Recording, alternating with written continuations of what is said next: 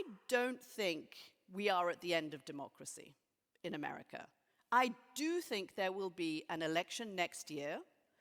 There's a chance that there'll be interference in that election. There is a chance that, as he did in 2020, Donald Trump will say the election result was different from how it actually was.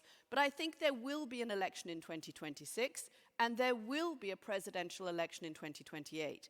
The Supreme Court Justice Amy Coney Barrett, who was appointed by Donald Trump in his first term, has made it very clear that the 22nd Amendment of the United States Constitution really allows a president only to serve for 2 terms. If she is saying that now, she is waving a flag to the White House.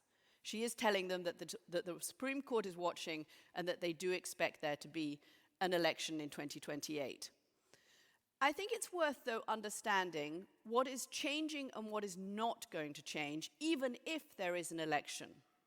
America has changed over the past few years. It has become more protectionist.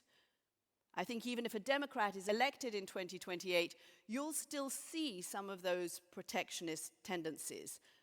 Joe Biden didn't roll back the tariffs that Donald Trump had imposed on China in his second term. It was still more heavily tariffing as a government than it had been before. I also think that America is becoming less transatlanticist. And this is something that is so important for all of you in Europe. The last transatlantic president really was Joe Biden. He came from the Cold War. He came from an era of Americans who still believed that greatest generation had it right and that the ties between Europe and America were important ties not just for Europe, but for America as well.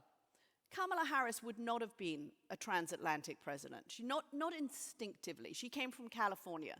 She didn't have that Cold War, Second World War background. Barack Obama was not really a transatlantic president. He too, Hawaii, it's a different sensibility.